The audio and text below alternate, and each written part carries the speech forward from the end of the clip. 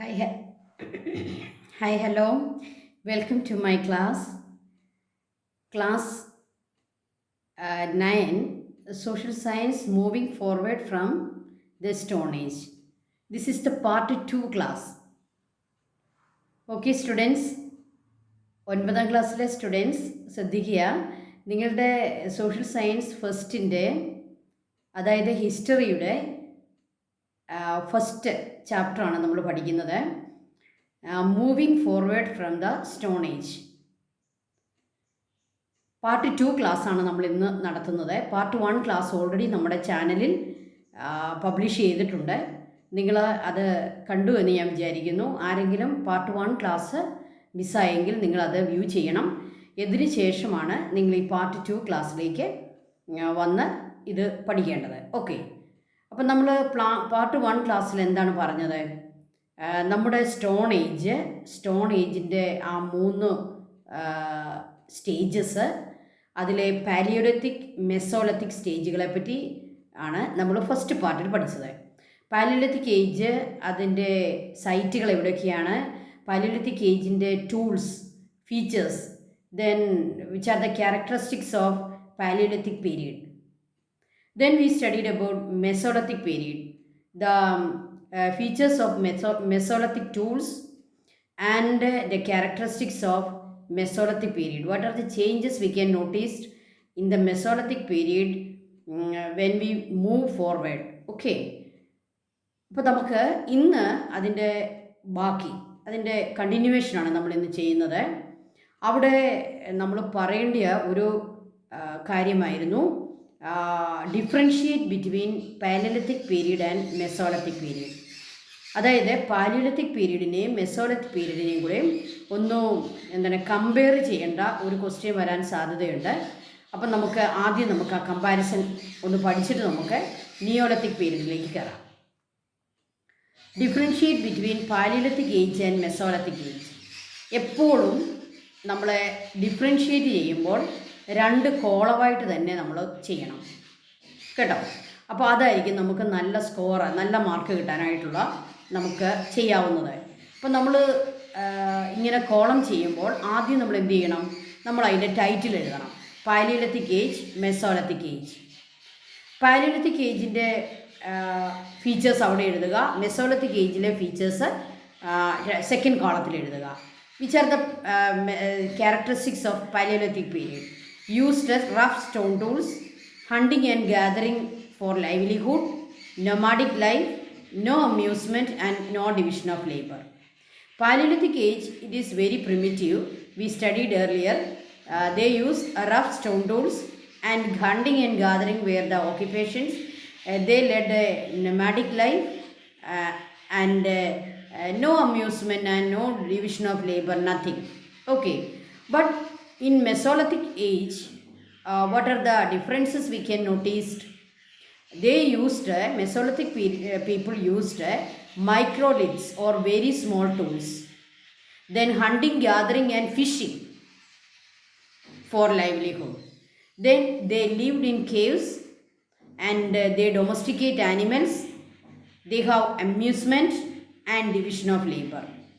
Hunting for male and gathering for female. So division of labor, amusement, domestication of animals and they started fishing.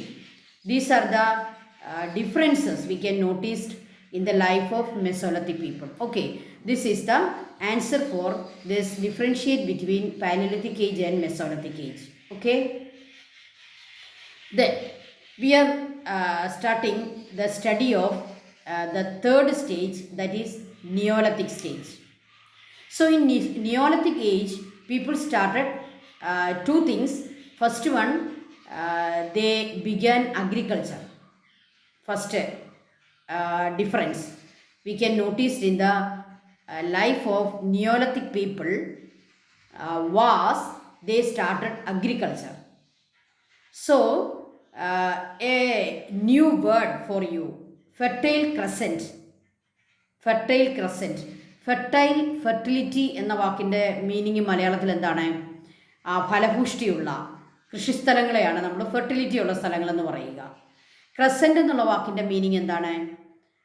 അത് നമ്മുടെ moon, അതിൻ്റെ ചെറിയ ഒരു മൂണിൻ്റെ ഒരു ചെറിയ പാർട്ട്, ഇങ്ങനെ വളഞ്ഞിരിക്കുന്ന പാർട്ട്, നമ്മളത് മലയാളത്തിൽ എന്ത് പറയും? ചന്ദ്രക്കല എന്ന് പറയും, ചന്ദ്രക്കല. അപ്പോൾ ഒരു ക്രസൻറ്റിൻ്റെ ആകൃതിയിൽ ഫെർട്ടിലിറ്റി ഉള്ള സ്ഥലങ്ങൾ കാണപ്പെടുന്നു. ടീച്ചർ അതിൻ്റെ മാപ്പ് ഒന്ന് കാണിക്കാം. ഇതാണ് ആ മാപ്പ്, ഫെർട്ടൈൽ ക്രസൻറ്റ്. അതായത് നിയോളിത്തിക് പീരീഡിൽ അഗ്രികൾച്ചർ സ്റ്റാർട്ട് ചെയ്ത സ്ഥലങ്ങളാണ് നിങ്ങൾ ഈ കാണുന്ന റെഡ് ഡോട്ടഡ് ഏരിയാസ്. അതായത് Jordan, Syria, Lebanon, Israel, Palestine, Jericho, ഇങ്ങനെ പറയുന്ന നമ്മുടെ മിഡിൽ ഈസ്റ്റിലെ കുറച്ച് സ്ഥലങ്ങളാണ്. മിഡിൽ ഈസ്റ്റ്, ഈ ഭാഗത്തിന് നമ്മൾ എന്താ പേര് പറയുക? മിഡിൽ ഈസ്റ്റ് എന്ന് പറയും അല്ലേ?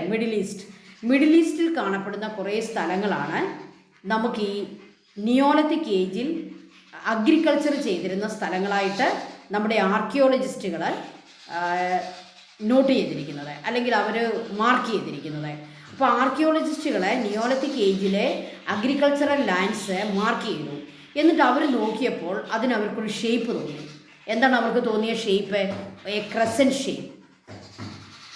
ആ സ്ഥലങ്ങൾക്ക് അവർ പേരിട്ടു ഫെർട്ടൈൽ ക്രസൻറ്റ്. ഫെർട്ടിലിറ്റിയുള്ള അഗ്രികൾച്ചറുള്ള പ്രദേശങ്ങൾ, അതിന് ക്രസൻറ്റ് ഷേപ്പ് ഉള്ളതുകൊണ്ട് അവരെന്ത് പേര് പറഞ്ഞു? Fertile crescent. അപ്പോൾ ആൻസർ എങ്ങനെയാണ് നമ്മൾ എഴുതേണ്ടത്? What was this fertile crescent? Right a short not.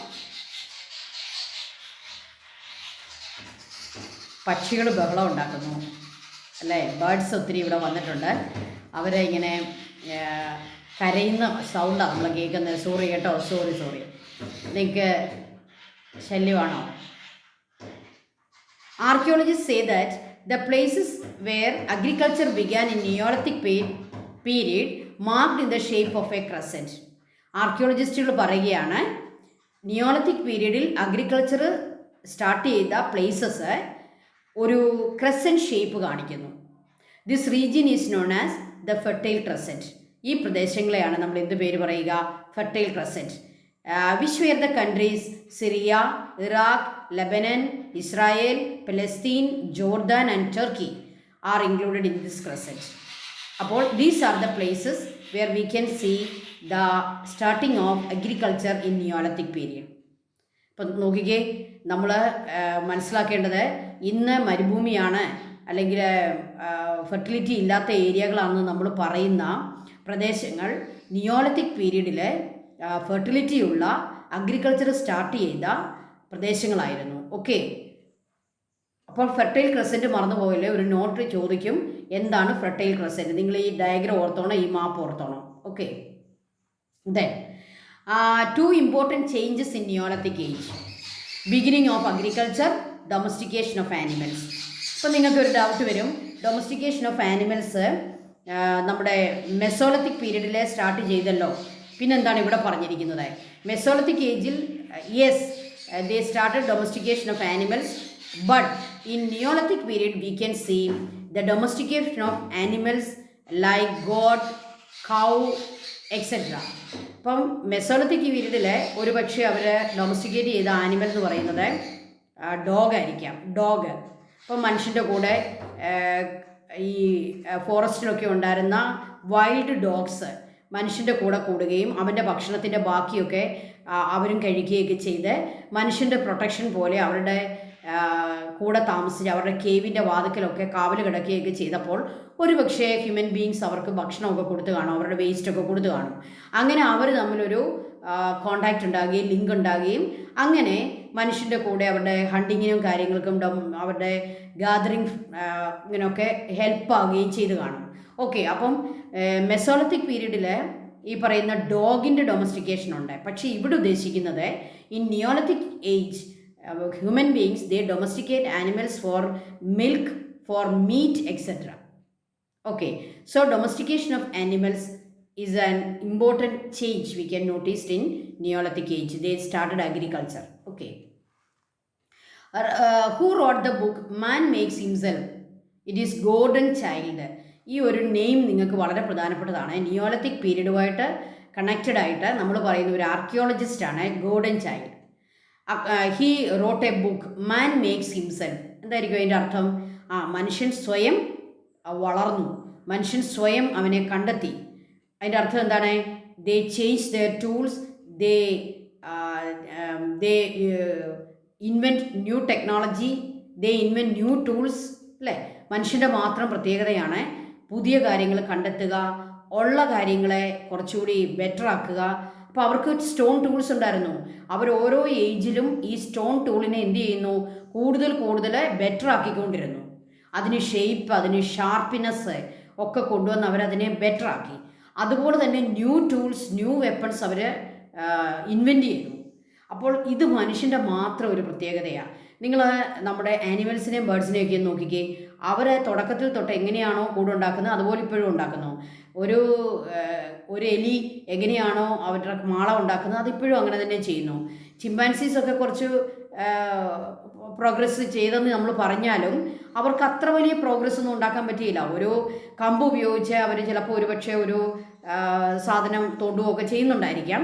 പക്ഷേ അവർക്കാർക്കും മനുഷ്യൻ്റെ അത്രയും ടെക്നോളജി ഡെവലപ്പ് ചെയ്യാനും ന്യൂ കാര്യങ്ങൾ കണ്ടുപിടിക്കാനും ഇൻവെൻറ്റ് ചെയ്യാനും അതൊക്കെ മനുഷ്യൻ്റെ മാത്രം കഴിവാണ്. അതാണ് ഗോർഡൻ ചൈൽഡ് അദ്ദേഹത്തിൻ്റെ ബുക്കിന് പേരിട്ടത് Man Makes Himself. It was a book written by Gordon Childe. Archaeologist say that write a short note on Fertile Crescent. Okay, അത് നമ്മൾ ഓൾറെഡി ഇത് ടീച്ചർ ഇവിടെ PPT ചെയ്തായിരുന്നു. അത് ഞാൻ വേറൊന്നുകൂടി ചെയ്തു. അതാണ് ഇവിടെ നമ്മൾ കണ്ടത്. ഓക്കെ, അപ്പോൾ നമുക്ക് അടുത്ത next. What were the factors that led to humans to begin agriculture and domestication of animals?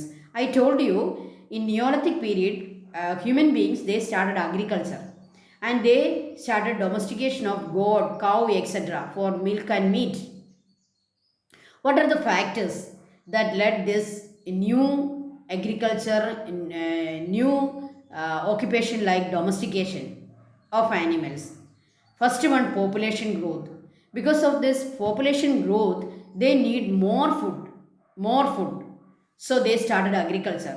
അപ്പോൾ അവർക്ക് ഈ ഹണ്ടിങ്ങിലൂടെയും ഗാദറിങ്ങിലൂടെയും കിട്ടുന്ന ഫുഡെന്ന് പറയുന്നത് അത് സ്റ്റേബിൾ അല്ലായിരുന്നു. അതിന് ഇൻസ്റ്റെബിലിറ്റി ഉണ്ടായിരുന്നു. കിട്ടുമോ കിട്ടുകയില്ലയോ പ്രെഡിക്റ്റ് ചെയ്യാൻ പറ്റിയിരുന്നില്ല. ലക്ക് ഉണ്ടെങ്കിൽ കിട്ടുന്നു, അല്ലെങ്കിൽ ചിലപ്പോൾ കിട്ടിയില്ലെന്നും വരും. അതുകൊണ്ട് തന്നെ പോപ്പുലേഷൻ ഗ്രോ ആയപ്പോൾ they need more and more food. So they started agriculture and domestication of animals. So population growth is the first factor. Then second factor, an increase in the number of human settlements. Human beings, they started settled life in Neolithic period. So human settlements increase. അല്ലേ? Human beings ചെറിയ villages ഒക്കെ ആയിട്ട് ആളുകൾ ഒന്നിച്ച് താമസിക്കാൻ തുടങ്ങി Neolithic പീരീഡിൽ. അപ്പോൾ അവർക്ക് എന്ത് സംഭവിച്ചു? കൂടുതൽ സെറ്റിൽമെൻറ്റ്സ് ഉണ്ടായി. So they need food. They started agriculture and domestication of animals. Then third factor is complex social organizations. Social organizations become more complex. എന്താണ്? സങ്കീർണമായ സോഷ്യൽ ഓർഗനൈസേഷൻസ് ഉണ്ടായി. അവർ കൂടുതൽ അവരുടെ എന്താണ് ട്രൈബൽസ് ആയിട്ട് അല്ലെ ട്രൈബൽ കമ്മ്യൂണിറ്റി ആയിട്ട് ഒക്കെ ഇങ്ങനെ അവരുടെ ഗ്രൂപ്പുകൾ ഇങ്ങനെ കൂടിക്കൊണ്ടിരുന്നു. So it become more complex. So that was the third factor. They started agriculture. Then shortage of food products. That was the real reason for the starting of agriculture and domestication of animals. Change in technology. They improve their tools. They invent new tools, more sharpened, more shaped tools. They change their technology. So this change in technology enabled them to start agriculture and domestication of animals. നമുക്കറിയാം agriculture തുടങ്ങണമെന്നുണ്ടെങ്കിൽ നല്ല tools വേണം അല്ലേ, നല്ല weapons വേണം. അപ്പോൾ Neolithic period ആയപ്പോഴേക്കും ആളുകൾ അവരുടെ സ്റ്റോൺ ടൂൾസ് കുറച്ചുകൂടി ഷേപ്പുള്ളത് ഷാർപ്പാക്കി പോളിഷ്ഡാക്കി. അപ്പോൾ അവർക്ക് ടില്ലിങ് ഓഫ് സോയിലും ഒക്കെ വളരെ ഈസി ആയിട്ട്, കട്ടിങ് ഓഫ് ട്രീസ് അല്ലേ, കാടൊക്കെ വെട്ടിത്തെളിച്ച് അഗ്രികൾച്ചർ ഏരിയ ഉണ്ടാക്കണമെങ്കിൽ അവർക്ക് നല്ല ഷാർപ്പ് ടൂൾസ് വേണം. ഇപ്പം നിയോളിത്തിക് പീരീഡിൽ അങ്ങനെയുള്ള ഷാർപ്പ് ടൂൾസ് അവർക്ക് കിട്ടി. സ്റ്റോൺ ആക്സ് ഒക്കെ അവർ ഉണ്ടാക്കി. അതുകൊണ്ട് തന്നെ അവർക്ക് എന്തിന് സാധ്യമായി? അഗ്രികൾച്ചർ അവർക്ക് പോസിബിളായിട്ട് മാറി. അപ്പോൾ change in technology. These are the reasons or factors behind the starting of agriculture and domestication of animals, population growth, increase in number of human settlements, complex social organizations, shortage of food products, and change in technology. Okay. Then, what are the features of Neolithic tools? Neolithic പീരീഡിലെ tools നമുക്കൊന്ന് കാണാം. ഇതാണ് നിയോളത്തിക് പീരീഡിലെ tools. കണ്ടോ, എന്തൊക്കെയാണ് ഈ ടൂൾസിൻ്റെ പ്രത്യേകത? നിങ്ങൾക്കിവിടെ കാണാം. Specific shape and they are small tools and they have sharp edges. Also they were polished, അല്ലേ? റഫ് ഒന്നുമല്ല, കുറച്ച് പോളിഷ്ഡ് ആണ്. അപ്പോൾ നമുക്ക് നിയോളത്തിക് ടൂൾസിൻ്റെ ക്യാരക്ടറിസ്റ്റിക്സ്, ഫീച്ചേഴ്സ് എന്തൊക്കെയാണ്? they polished tools, small and sharp, accurate and good shape. They are accurate. Why we say they are accurate? Because they can use these tools for particular purpose. അല്ലേ? ടില്ലിങ് ആണെങ്കിൽ ആ പർപ്പസിന് ഉപയോഗിക്കാം, cutting trees ആണെങ്കിൽ ആ പർപ്പസിന് ഉപയോഗിക്കാം. അത് ആക്യുറേറ്റ് ആയിട്ട് പ്രവർത്തിക്കും. So these tools were accurate and good shape, small and sharp, they were polished. Okay, these are the characteristics of Neolithic tools. Okay. Then, Gordon Childe named Neolithic period as Neolithic Revolution. കഴിഞ്ഞ വർഷമാണ് നമ്മുടെ text ഇറങ്ങിയത്, നിങ്ങൾക്കറിയാം. കഴിഞ്ഞ വർഷം ആദ്യത്തെ നമ്മുടെ first time പരീക്ഷയ്ക്ക് വന്ന ഒരു ക്വസ്റ്റ്യൻ ആയിരുന്നു, why Gordon Childe named neolithic period neolithic revolution. നമുക്കറിയാം, റെവല്യൂഷൻ എന്ന് പറഞ്ഞാൽ അതിൻ്റെ മലയാളം എന്താണ്? വിപ്ലവം. നിയോളത്തിക് പീരീഡിനെ നിയോളത്തിക് വിപ്ലവം എന്നാണ് അദ്ദേഹം വിളിക്കുക. എന്താണ് ഒരു വിപ്ലവം? പെട്ടെന്നുണ്ടാകുന്ന ഒരു റാഡിക്കൽ ചേഞ്ചിന് പറയുന്ന പേരാണ് revolution. Chinese revolution, French revolution. എന്തുകൊണ്ടാണ്? ഫ്രാൻസിൽ റാഡിക്കലായിട്ട് പെട്ടെന്നൊരു ചേഞ്ച് ഉണ്ടായ ഒരു സംഭവമായിരുന്നു ഫ്രഞ്ച് റെവല്യൂഷൻ. എന്ന് പറഞ്ഞ പോലെ നിയോളത്തിക് പീരീഡിൽ റാഡിക്കൽ ചേഞ്ചസ് നമുക്ക് കാണാൻ പറ്റുന്നു. അഗ്രികൾച്ചർ നമ്മൾ കണ്ടു, അവരുടെ ടൂൾസ് കണ്ടു, ന്യൂ ടെക്നോളജി ഉണ്ടായി, domestication of more and more animals ഒക്കെ ഉണ്ടായി. അങ്ങനെ ഒരുപാട് ചേഞ്ചസ് വന്നു. ഇതിനെ എല്ലാം കൂടെ ചേർത്ത് ഗോർഡൻ ചൈൽഡ് ആ ഒരു പീരീഡിന് ഒരു പേര് കൊടുത്തിരിക്കുകയാണ് നിയോളത്തിക് റെവല്യൂഷൻ, നിയോളത്തിക് വിപ്ലവം. അപ്പോൾ നമുക്ക് എന്തൊക്കെയാണ് ആ ചേഞ്ചസ് എന്ന് നമുക്കൊന്ന് പഠിക്കാം. അപ്പോൾ നിയോളത്തിക് റെവല്യൂഷൻ എന്ന് പറഞ്ഞാൽ നമ്മൾ ഈ ചേഞ്ചസ് ആയിരുന്നേണ്ടത്. What are the changes we can notice in നിയോളത്തിക് age? First one, domestication of animals, beginning of agriculture, permanent settlements and agrarian villages, introduction of clay pots and clay bricks. They started making clay pots and clay bricks. എന്താണ് BRICS? കട്ടകൾ, അല്ലേ? കട്ടകൾ ഉണ്ടാക്കാൻ തുടങ്ങി. Clay കൊണ്ടുള്ള pots ഉണ്ടാക്കാൻ തുടങ്ങി. Started new occupations like pottery making, weaving. അപ്പോൾ അവർ ചെറിയ രീതിയിൽ അവർ ഡ്രസ്സൊക്കെ ഉണ്ടാക്കി ഇടാൻ തുടങ്ങി. അപ്പോൾ വീവിങ്, അല്ലേ, ഡ്രസ് മേക്കിങ് ഒക്കെ അവരൊരു ഓക്യുപ്പേഷനാക്കി മാറ്റി. നേരത്തെ ഏതൊക്കെ ഓക്യുപ്പേഷനേ ഉള്ളായിരുന്നു മെസോലത്തിക് ഏജിൽ? In mesolithic age they have 3 occupations: hunting, gathering, fishing. But in നിയോളത്തിക് age their occupations change. Along with the hunting, gathering, fishing, they started new occupations: pottery making and weaving. So these are the changes. അപ്പോൾ നിയോളത്തിക് revolution എന്ന് പറഞ്ഞാൽ നിയോളത്തിക് പീരീഡിലെ എല്ലാ ചേഞ്ചസും നിങ്ങൾ നിരത്തി എഴുതി വെച്ചോണം. എഴുതുമ്പോൾ എങ്ങനെ എഴുതണം? പാരഗ്രാഫ് നോ പാരഗ്രാഫ്, ഇങ്ങനെ തന്നെ എഴുതണം. ടീച്ചർ ഈ തന്നിരിക്കുന്നത് പോലെ 1 by 1. അതുപോലെ ഈ 1 by 1 എഴുതുമ്പോൾ നിങ്ങൾ ഒരു കാര്യം കൂടെ ശ്രദ്ധിച്ചോണം, അവിടെ നിങ്ങൾ നമ്പർ ഇടണ്ട. No numbering. Why? Because the question has 1 number, അല്ലേ? ക്വസ്റ്റ്യൻ ഒരു നമ്പർ കാണും, 20 എന്നോ 10 എന്നോ ഒക്കെ ഒരു നമ്പർ കാണും.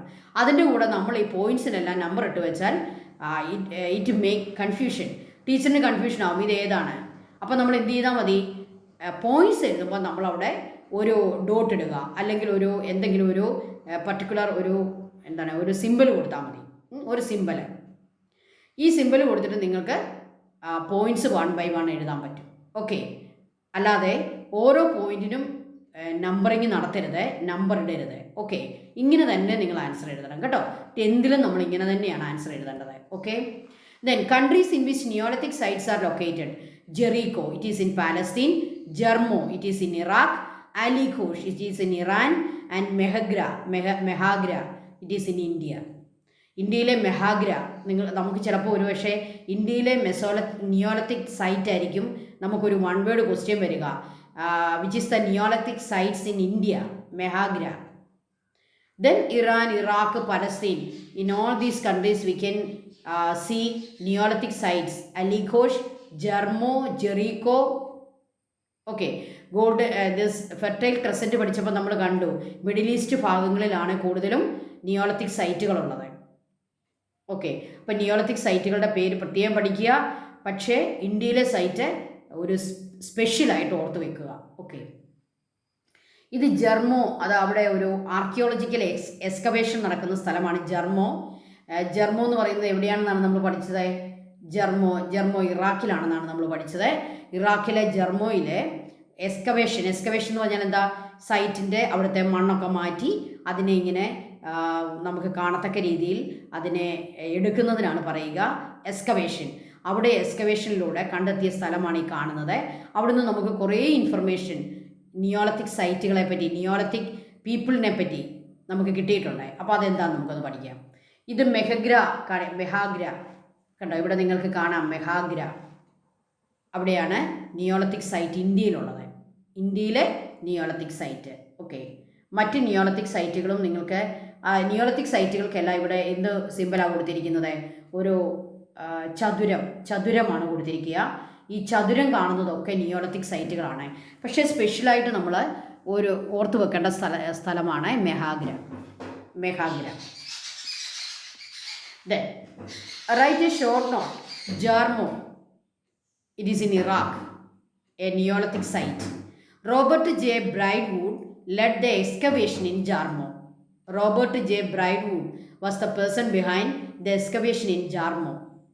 The people of Jarmo cultivated barley and 2 varieties of wheat. ജാർമോയിലെ ആളുകൾ ബാർലി കൃഷി ചെയ്തിരുന്നു, അതുപോലെ തന്നെ വീറ്റിൻ്റെ 2 വെറൈറ്റി അവർ കൃഷി ചെയ്തിരുന്നു. They domesticated goat and some other animals. They lived in small huts. ഉണ്ടോ, നിയോളത്തിക് പീരീഡിലെ ഒരു ചേഞ്ചാണ് നമ്മൾ കാണുന്നത്. People began to live in small huts. അപ്പോൾ അവിടെ പ്രാദേശികമായിട്ട് കിട്ടുന്ന വസ്തുക്കളൊക്കെ ഉപയോഗിച്ച് തടിയും ഇലയും ഒക്കെ ഉപയോഗിച്ച് അവർ സ്മോൾ ഹട്ട്സ് നിർമ്മിച്ചിരുന്നു. This Jarmo people also made small huts. They made figures of animals and humans with clay. They started making figures. എന്താണ് ഫിഗേഴ്സ് എന്ന് പറയുന്നത്? ഇങ്ങനെ ക്ലേ ഒക്കെ കൊണ്ട് നമ്മൾ ഉണ്ടാക്കുന്ന രൂപങ്ങൾ ഉണ്ടാക്കിയിരുന്നു. എന്തിൻ്റെയൊക്കെ രൂപങ്ങളാണ് ഉണ്ടാക്കിയിരുന്നത്? ആനിമൽസിൻ്റെയും ഹ്യൂമൻ ബീങ്സിൻ്റെയും രൂപങ്ങൾ ഉണ്ടാക്കിയിരുന്നു. അതിലെ ഏറ്റവും പ്രോമിനൻ്റ് ആയിട്ട് പറയുന്നത് ജർമ്മോയിൽ നിന്ന് നമുക്ക് എക്സ്കവേഷൻ ചെയ്ത് കിട്ടിയ ഒരു ഹ്യൂമൻ ഫിഗറാണ് എ പ്രഗ്നൻറ്റ് വുമൺ. ഒരു പ്രഗ്നൻ്റ് ലേഡിയുടെ ഒരു ഫിഗർ കിട്ടിയിട്ടുണ്ട്. അതാണ് അവിടുത്തെ ഏറ്റവും ഇമ്പോർട്ടൻ്റ് ആയിട്ട് നമ്മുടെ ആർക്കിയോളജിസ്റ്റുകൾ നമ്മളോട് പറയുന്നത്. ഓക്കെ, അവരിന്നിപ്പോൾ എന്തൊക്കെയാണ് കൃഷി ചെയ്തിരുന്നത്? Barley, 2 varieties of wheat. They domesticated got and other animals. They lived in small huts. ഇതൊക്കെയാണ് ജർമ്മോയിലെ നമുക്ക് കിട്ടിയിരിക്കുന്ന ഇൻഫർമേഷൻ. ദെൻ ഏറ്റവും പ്രധാനപ്പെട്ട ഒരു പോയിന്റിലേക്ക് നമ്മൾ വരികയാണ്. സ്റ്റോൺ ഏജിനെ നമ്മൾ 3 സ്റ്റേജസ് ആക്കി തിരിച്ചിട്ട് നമ്മൾ അവരുടെ ക്യാരക്ടറിസ്റ്റിക്സ് കുറേ കാര്യങ്ങൾ പഠിച്ചു. ഇനി നമ്മൾ അതിനെ ഒരു ചാർട്ടാക്കി വെച്ചിരിക്കുക. നിങ്ങൾക്ക് എളുപ്പം പഠിക്കാൻ വേണ്ടിയാണ് ഈ ചാർട്ട് നിർമ്മിച്ചിരിക്കുന്നത്. Analyse the different stone age periods on the basis of the hints. ഹിൻറ്റുകൾ ഏതൊക്കെയാണ്? Tools. Second hint ways of living. Third hint communication. അപ്പോൾ ഓരോ സ്റ്റോൺ ഏജിൻ്റെ ഓരോ സ്റ്റേജിനെയും നമ്മൾ 3 കാര്യങ്ങൾ എഴുതണം. ഒന്ന് അവരുടെ ടൂൾസിനെ പറ്റി എഴുതണം. രണ്ടാമത്തത് അവരുടെ വേസ് ഓഫ് ലിവിങ്, അതായത് ഓക്യുപ്പേഷൻ കാര്യങ്ങളൊക്കെ എഴുതണം. മൂന്നാമത്തത് അവരുടെ കമ്മ്യൂണിക്കേഷൻ, അവരെങ്ങനെയാണ് അങ്ങോട്ടും ഇങ്ങോട്ടും കമ്മ്യൂണിക്കേറ്റ് ചെയ്തിരുന്നത്. പാലിയോലിത്തിക് ടൂൾസ് എന്തൊക്കെയായിരുന്നു? Rough, big stone tools. മെസോലിത്തിക്കിലോ സ്മോൾ സ്റ്റോൺ ടൂൾസ്, മൈക്രോലിത്സ്. നിയോളിത്തിക്കിലായപ്പോഴേക്കോ പോളിഷ്ഡ് സ്റ്റോൺ ടൂൾസ്. ഇനി വേസ് ഓഫ് ലിവിങ് എന്തായിരുന്നു? Nomadic life, hunting and gathering in paleolithic age. But in mesolithic age they lived in caves, hunting, gathering and fishing. Okay, in Neolithic age they lived in small huts. They settled. Then agriculture and domestication of animals were the important occupations. Okay, then what was the communication style of Paleolithic age? Cave pictures. കേവിൽ അവർ picture വരച്ചിരുന്നു. അതൊരു communication, അതായത് ഒരു picture കാണുമ്പോൾ നമുക്ക് കുറേ കാര്യങ്ങൾ അവരങ്ങോട്ടും ഇങ്ങോട്ടും കമ്മ്യൂണിക്കേറ്റ് ചെയ്തിരുന്നു. ഓക്കെ. ദെൻ മെസോളിത്തിക് പീരീഡിലോ cave pictures, some lines, sculptures, figures, rock art, അല്ലേ, അതൊക്കെയായിരുന്നു അവരുടെ കമ്മ്യൂണിക്കേഷൻ മെത്തേഡ്സ്. ചില ലൈനുകളൊക്കെ വരച്ചിരുന്നു. അതുപോലെ കേവിലെ ഇതുപോലെ തന്നെ പാലിയോളിത്തിക് പീരീഡ് പോലെ തന്നെ കേവ് പിക്ചേഴ്സ്, ആ പിക്ചർ ഒരാൾ പിക്ചർ വരയ്ക്കുമ്പോൾ മറ്റേ ആൾക്ക് അത് മനസ്സിലാവും എന്താണെന്ന്. അതാണ് കമ്മ്യൂണിക്കേഷൻ. ദെൻ ചില സ്കൾപ്ചേഴ്സൊക്കെ അവർ നിർമ്മിച്ചിരുന്നു. അതും മറ്റുള്ളവർക്ക് ചില കമ്മ്യൂണിക്കേഷൻ കൊടുക്കാൻ വേണ്ടിയായിരുന്നു. പിന്നെ റോക്കിൽ ചില വരകളോ ആർട്ടുകളോ ഒക്കെ വരച്ചിരുന്നു. അതൊക്കെ അവരുടെ കമ്മ്യൂണിക്കേഷൻ്റെ ചില മെത്തേഡ്സ് ആയിരുന്നു. എന്നാൽ നിയോളിത്തിക് ഏജിലേക്ക് വന്നപ്പോൾ കൂടുതൽ അഡ്വാൻസ്ഡ് ആയി കമ്മ്യൂണിക്കേഷൻ. നോക്കിക്കേ, വിഷ്വൽ സിംബൽസ്, ദെൻ ജസ്റ്റേഴ്സ്. എന്താണ് ജസ്റ്റേഴ്സ്? ആംഗ്യങ്ങളൊക്കെ കാണിക്കുക, ജസ്റ്റേഴ്സ്. ഇപ്പോൾ നമുക്കറിയാം, കണ്ണുകൊണ്ട് നമുക്ക് ആംഗ്യം കാണിക്കാം, കൈ കൊണ്ട് നമുക്ക് ആംഗ്യം കാണിക്കാം, തല കൊണ്ട് നമുക്കിങ്ങനെ വേണ്ട, അല്ലേ. നമ്മൾ ചിലപ്പം നമുക്ക് എന്തെങ്കിലും വേണമെന്ന് ചോദിക്കുമ്പോൾ നമ്മൾ ജസ്റ്റേഴ്സ് വെച്ച് പറയുകയല്ലേ, നോ വേണ്ട, ഇങ്ങനെ തല കാണിക്കും, അല്ലേ. അങ്ങനെയുള്ള gestures. Then some sort of spoken language, എന്തെങ്കിലും പ്രിമിറ്റീവായിട്ടുള്ള ചില സ്പോക്കൺ ലാംഗ്വേജസ്, ചില ശബ്ദങ്ങളൊക്കെ അവർ വെച്ചിരുന്നു. Some sort of spoken language. Okay, these are the changes we can notice from paleolithic to mesolithic and neolithic age. Okay okay students, അപ്പോൾ നമ്മൾ stone age complete ചെയ്തിരിക്കുകയാണ്. 2 ക്ലാസ്സുകൾ നമ്മൾ എടുത്തു. ഇനി നമുക്ക് പഠിക്കാനുള്ളത് മെറ്റൽ ഏജ് ആണ്. അപ്പോൾ ബ്രോൺസ് ഏജ്, ചാക്കോളിത്തിക് ഏജ് ഒക്കെ നമ്മൾ അടുത്ത ക്ലാസ്സിൽ പഠിപ്പിക്കും. അപ്പോൾ മെറ്റൽ ഏജിലേക്ക് നിങ്ങളെ എല്ലാവരെയും ക്ഷണിക്കുന്നു. നിങ്ങൾ ആ 3ാമത്തെ നമ്മുടെ ക്ലാസ് കാണുക. 3rd വീഡിയോ തീർച്ചയായിട്ടും ഉടനെ തന്നെ ഉണ്ടാകും. അതോടെ നമ്മുടെ ഫസ്റ്റ് ചാപ്റ്ററും ക്ലോസ് ആകും.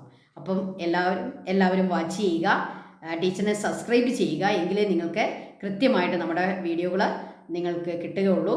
അപ്പോൾ എല്ലാവരും സബ്സ്ക്രൈബ് ചെയ്യുക, കമൻസുകൾ എഴുതുക. Okay, thank you children. May God bless you all.